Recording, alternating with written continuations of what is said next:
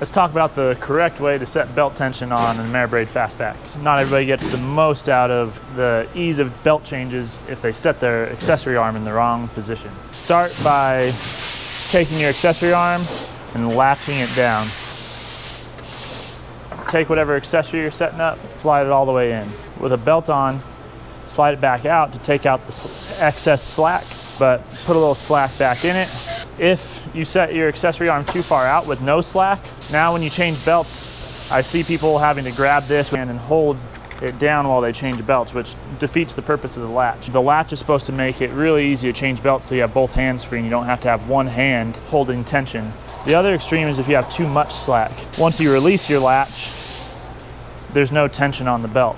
Even if you weren't that extreme, the springs are so relaxed that it's just not putting much tension on the belt and you could have tracking issues. The ideal position is just a slight amount of slack while it's latched. That way when it's unlatched, the springs are nice and stretched and your latch is free but not too high.